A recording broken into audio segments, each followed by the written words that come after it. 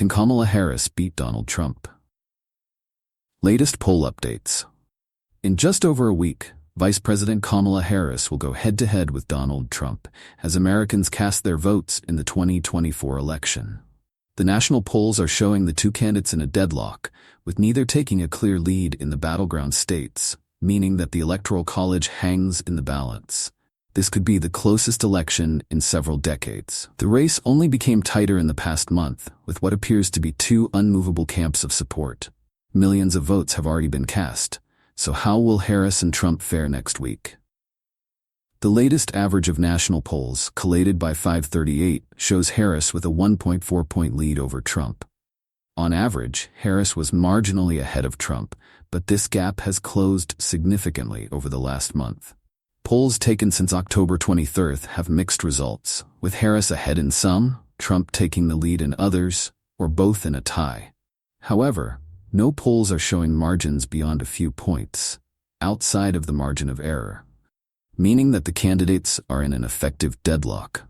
This could spell bad news for the Democrats, who have won the popular vote in the last 8 elections, excluding 2004, when George W. Bush was re-elected.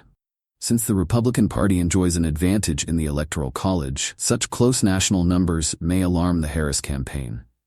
Winning the battleground states will be essential for determining the next president, but these states are also neck and neck. Another major concern among voters is whether the outcome of the election will be contested. According to a CNN/SSRS poll, 7 in 10 respondents, 69%, believe that Trump will not accept the results of the election if he loses next week, according to the poll. The latest poll from Harris X has Trump leading by +2 points for the first time since July. The poll of 1,512 voters found that 51% say they support Trump, with 49% for Kamala Harris, when including voters who are leaning one way or the other. Unlike previous polls, which indicate a double-digit lead for Harris among younger generations, this poll suggests that young voters are divided among both candidates. Women and Americans from non-white backgrounds show the strongest support for Harris, while white and male voters make up Trump's key base. The gender gap between both candidates, with more men supporting Trump and women supporting Harris, does not appear as drastic in this poll. A separate Washington Post Schar School megapoll of 5,000 registered voters has Harris just 1 point ahead of Trump. Harris has 49% of the vote and Trump 48%, according to the poll, which was taken in the first 2 weeks of October. This close race is also reflected in the swing states. In the 7 key states, neither candidate is leading likely voters outside of the margin of error, even at this late stage in the race. The two candidates are tied in Nevada, while Trump leads in Arizona and North Carolina, and Harris leads in Georgia, Michigan, Pennsylvania, and Wisconsin. In the battleground states, the poll found that 37% of registered voters will definitely back Harris, and 37% will support Trump. Meanwhile, 10% of swing state voters say they will probably support Trump or Harris, meaning that 1 in 5 of those votes are still uncommitted. Meanwhile, an Emerson College poll found that nearly 1 in 5 voters, 17%, say they've made up their minds on who to vote for in the past month. These voters were more likely to have decided to vote for Harris, 60%, than Trump, 36%. Despite this, Harris's national lead has gone down, not up.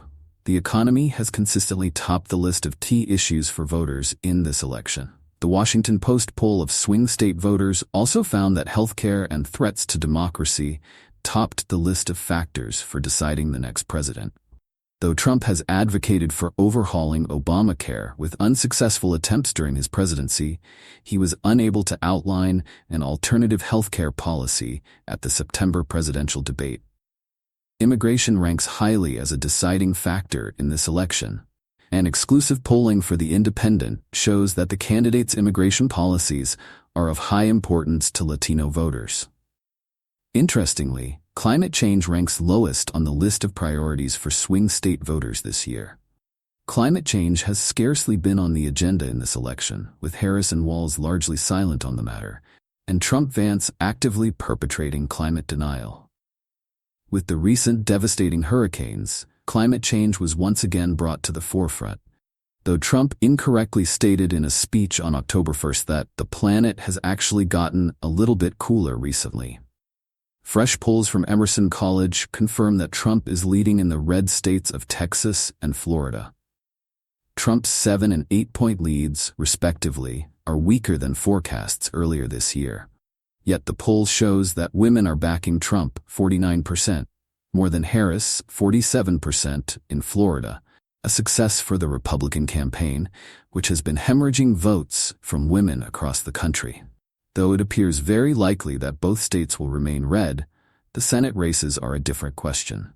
In Texas, where former presidential hopeful Ted Cruz is defending his Senate seat, Democrat Colin Allred is just 1 point behind, leading to a virtual tiebreak. This has been a point of concern for the GOP, according to an internal memo discussed below. Texas independent voters favor Allred, 47%, over Cruz, 42%. In the presidential race, they're leaning towards Trump over Harris, with a 2-point margin. In Florida, incumbent GOP Senator Rick Scott is just 4 points ahead of Democrat Debbie Mucarsel-Powell, with 8% of voters still undecided. Republicans are now concerned about Senate elections, according to an internal polling memo obtained by Politico. The memo reveals that, by the Republicans' own polling, their candidates are trailing behind Democrats in 7 out of 9 key Senate seats, data that's largely been confirmed by public polls.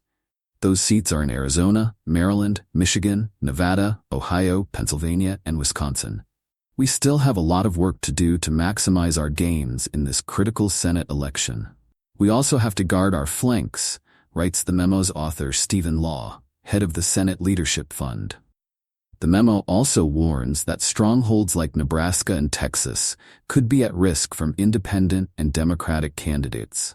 We are putting everything we have into this fight, so there is no looking back with regret, the memo ends. A YouGov Economist poll has Harris with a 3-point lead among registered voters at 47% and Trump at 44%. The poll shows a wide 25-point margin for Harris among young voters aged 29 and under.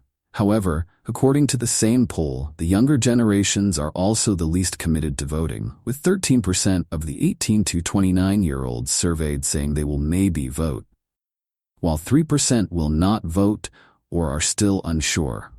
This amounts to 16% who are on the fence or not voting, higher than any other age group, and higher than the average of 9%.